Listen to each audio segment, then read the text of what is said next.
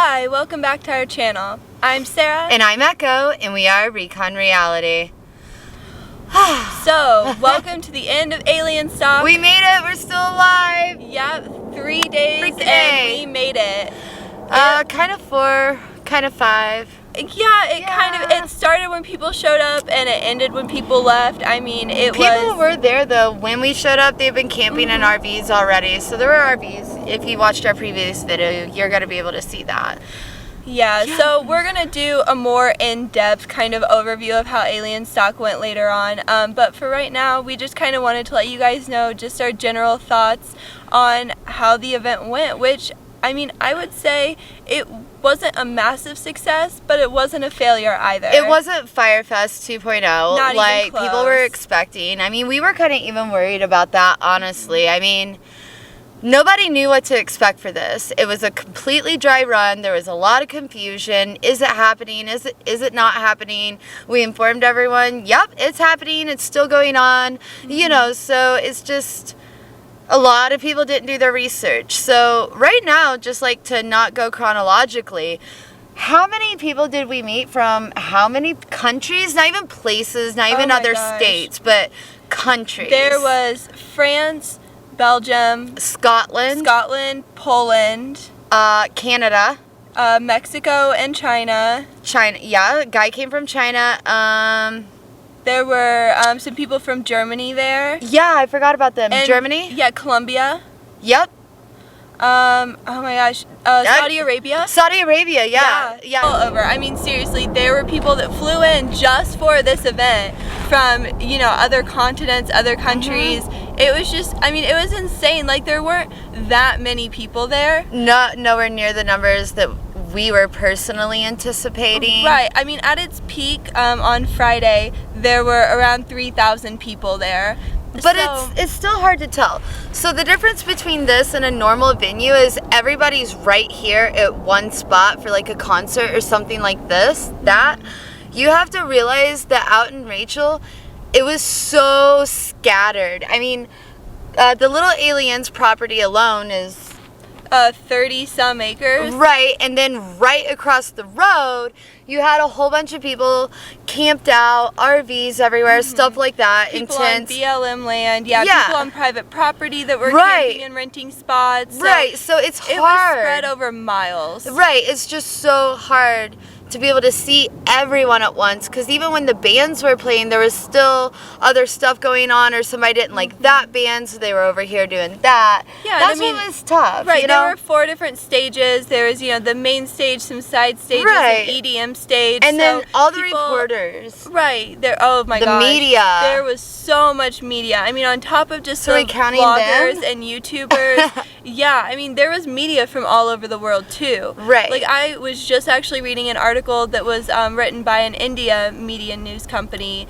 So, I mean, there were just reporters and people from all over. It was really hard to keep track because a lot of people just came for the day or for part of a day. They weren't necessarily camping. So, yeah, I mean, as far as calling it really a success or a failure, the fact that the event took place at all and that there were thousands of people that attended, I mean, I would call it a good dry run, a good first time. Right, especially for something based off of one internet meme, like one joke made on Facebook. An event, yeah. Yep, so it's not the most successful success.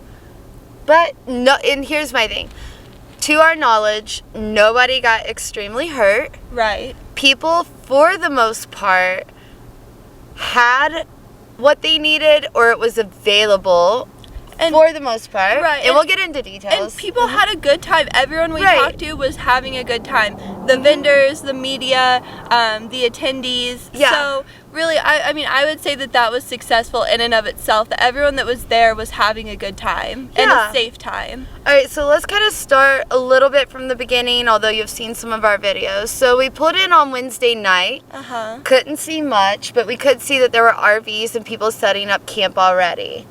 Thursday, whenever we got out, there were more people and more people filtering in through the day, but it was kind of slow. There were about 500-ish people that were there, you know, by like Thursday evening. And I'm not the best guesstimator in the world. Like I said, they're so scattered. I mean, Yeah, I mean, it's hard. There's no exact numbers here. I mean, it was a free event, so there weren't tickets sold. So, I mean, there's really no way to track the for sure numbers. But, yeah, we're just estimating, and that's based off of what we've read as well, what the media's estimating. Right.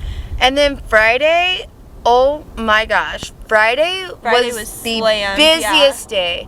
It was absolutely freaking slammed. So many people. So, and then Saturday,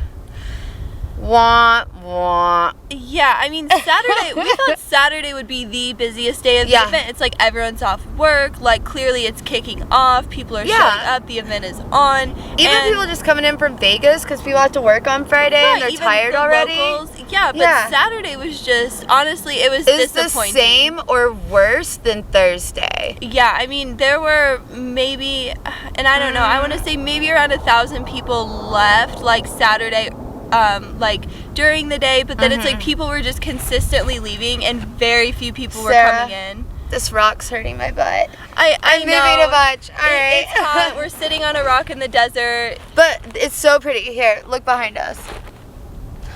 That's why we wanted to film right here for a bit. Yeah, whatever it takes to make you guys happy, right? And if you're not happy about deserts and our butts on rocks, well, guess what? At this point, after 5 days, I'm not either. Right. All right. So, anyway, let's talk about some of the people. Yeah, so, oh my gosh. So, some of the groups of people there, like, we'll just talk about the groups that were there. Not talk entirely, just give you, like, a general idea of how many different types. Well, yeah, so you have your bikers that came in. Yep. Some very cool, laid-back people. Older hippie types. Yeah. Extreme opposite, millennials. Right, your millennial hipsters.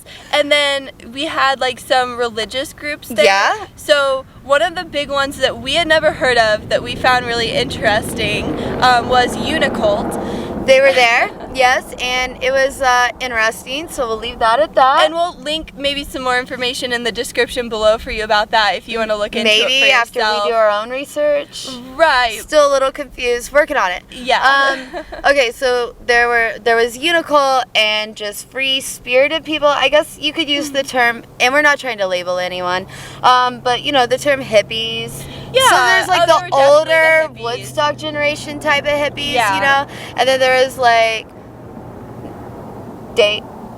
today's age hippies. Hipsters? Yeah, but or not like the young hippies. The younger hippie crowd coming in. The next generation. Right. Yeah. Right. And you know, you have then of course your UFologists, like your people who are really into science, aliens, UFO sightings that were there for the Area 51 aspect of the whole event. You had your whole cosplay people. Yes. You had your Dragon Ball Z groups. You had all your Naruto runners in plenty of them. Droves. It was ridiculous. Yeah, I mean, you just have all types of people in alien costumes, and you know, just whether it was just somebody like us just dressing up, hey, great for them, or you know, whatever, right? Yeah, I mean, hey, everyone was having fun in their own way, but like it all meshed together very well. And then you had like the rock stars, like literally the rock stars and the bands performing, and then like the, you know, hardcore mosh pit ravers, the EDM crowd, and something that kind of shocked both of us, the kids. Some people brought their kids out, like actual I'm talking 4 to 15 years old. Like children and then like some 16 and 17-year-olds trying to score beers that just have a car they showed up. Yeah. So I was just like, all right. It was just everyone from all walks of life, from everywhere. Yeah. And I remember our first night back to people and where they came from. Our first night when we checked in to our cabin here at Timbers, we met 2 girls from Washington, D.C. Yeah, they were 2. They had a podcast, right? Yeah. And then we met 2 people from Connecticut. So since we're all the way out here out west, I think that like as far as the United States base, all the way from out there from the East Coast is the furthest that we personally met someone here in the United States. Yeah, and I mean, we're, you know, just from who we talked to and, you know, from other people that were just going around asking where people were from, how'd you get here, you know, we're pretty sure just about every state in the U.S. was represented there at the festival. It felt like it. I mean, and even if we didn't personally hear it, even if somebody lives in Texas but they're from Florida, we're counting that. So every state. Yeah, there's Texas and Florida. That covers two, yeah, right? Maybe not Hawaii, but maybe, I don't know. We'll figure it out later. Yeah. All right, so logistics stuff. We were worried about traffic jams. We were worried that if on like Friday or Saturday night, if we left, we weren't going to be able to get back in. And that was so not the case. There weren't nearly the numbers that we thought there would be, and a lot of the people that were there stayed like Thursday, Friday night, left Saturday. People weren't so much in and out. Right, but they were in and out. That's the thing. It wasn't everybody got together and had to leave at the same time. Right, so there they was just kind of no like real starting scattered, or ending point. you know. So it wasn't like this huge flock of people coming in all at once, or a huge flock of people flowing out all at once. All right, I gotta resituate myself again. Okay, sorry. cool. You're not the only one. Whew, that's so much better. Yeah. Okay. So, you know, the ease of getting in and out of there was perfectly fine. Yeah. Facilities. For the amount of people that did show, there were plenty of porta-johns. Yeah, so... But had it been 10,000 people or something like that, it wouldn't have been, in my opinion. Right, and a lot of what they prepared for, like, because that 20,000, 30,000 number was being thrown out, it's like we assume that's what they were preparing for. With the number of people we had, really, everything was, like, there was enough of everything, but there could have been more of some things. If there had been 20 or 30,000 people, it would have been a really difficult time as far as food, lines, porta-johns. You know, a lot of people brought their own water, but there wasn't a lot of water available there. I disagree. Do you? I do. I feel like there were plenty of people that brought extra, because a couple of people asked me, like, if I was just out walking around swimming with the camera, like, hey, you need a bottle of water? You know, so, like, people were very sharing and caring out there, too. Right. As far as, though, like, the water that was provided by the event... I didn't see any free water by the event. There was no free water from the event. There was one truck of water that was provided by the event that you had to pay for. And yeah, people were really, really sharing. You know, they were helping each other out. A lot of people brought what they needed. Yeah, but as far as what the event provided, it was pretty minimal. It was minimal. And so Sarah really wanted a veggie burrito. And it didn't work out. Something, a veggie burrito, a veggie dog, something. Yeah, by Friday night, all they had left was like the bare minimum, like meat and cheese and a few tortillas. I mean, things were just running out, because as far as food vendors with real meals, there just weren't very many. There were maybe 3 or 4, and by Saturday, most of them had ran out of the majority of their food, and a lot of them had left. So by Saturday, there were 2 food vendors that I could find, with very, very limited selections. So, I mean, but food was there. Not there. Not no as one was much, starving. No and one not was, a ton of choices, but food was there, and plenty of snacks. You know, like there were people just selling like bags of chips and granola bars. Plenty of beer. So there was plenty of Bud Light. Yeah, they were selling those special edition Bud Lights all over the place. Even though Bud Light wasn't sponsored with this event anymore. In particular, anymore. But no, it was still there. Yeah, but there was plenty of Bud Light. I mean, there was, a little bit of everything, not a lot of anything. Right. And so we had said in the past before, the last time we were out here, out in Rachel, out in this part of the desert, whenever it was dawn and the sun started going down the 3rd weekend of August, it literally dropped 12 degrees in an hour. So we knew it was going to be cold. And we prepared for that, but how cold, oh my gosh. It got down into the 30s. I mean, it got down into the high 30s. Mm-hmm. And the wind. And the rain on Thursday. The first day of Alienstock, it rained. I was like, all right, we're having Woodstock for real. Where's my mudslide?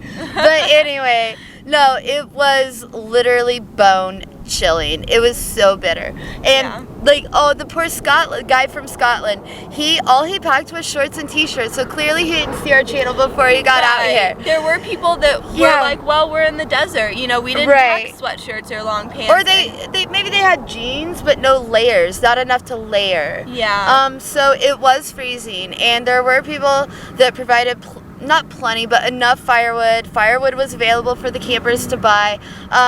So everybody made it through it. Nobody died of hypothermia or, you know, had frostbite or anything like that. There was no humanitarian crisis going on. It was a good time through and through.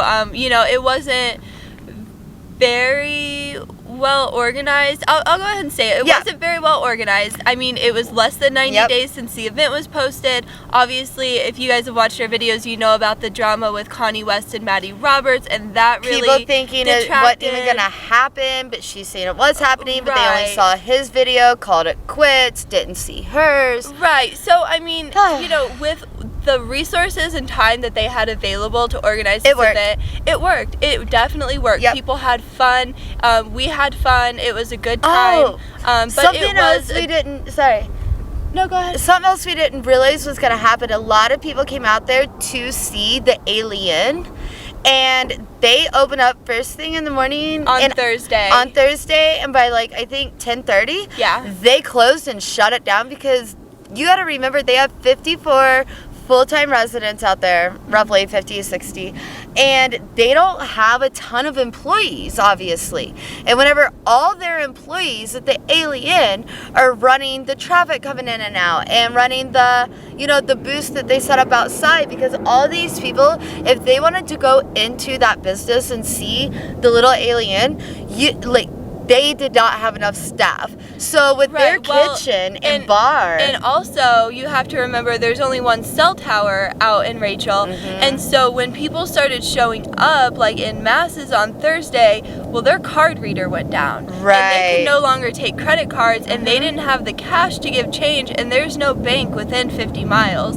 So between the lack of staff and the lack of a card reader, they did not reopen. After 10 a.m. or 10:30 a.m. on Thursday, they didn't reopen for the entire event. Yeah, so we thought that they were going to have their kitchen up and going and their bar up and going for the people that were there, and if they could have pulled it off, that would have been great, because it would have been more stuff available to, you know, the festival goers, but it wasn't feasible for them to do that. And like I said, a lot of people are disappointed that they made it all the way out there and they didn't get to see the one true landmark there. But honestly, we get it. I wanted a piece of blueberry pie with my veggie burrito, and 2 for 2. I was let down with the food there. Yep. So anyway, it still worked out, but like the parking, the directing of traffic, and a lot of people that came are obviously, they've been to many festivals before, even a couple, and they felt like it was very overmanaged. I heard the term overmanaged. As far as security and police presence go, and again, that's one of those things where if there had been 30,000 people, it would have made sense.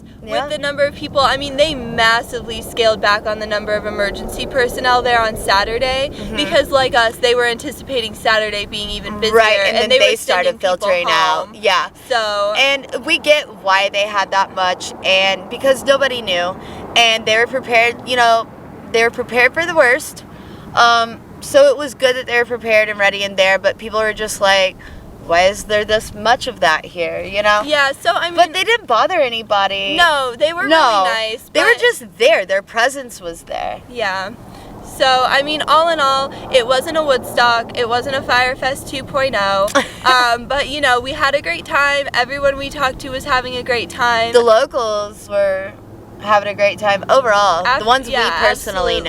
Okay, so we're gonna go ahead and say goodbye, you guys. Wish us luck on our travels home, and we'll get more content out to you as soon as possible. All right? Bye.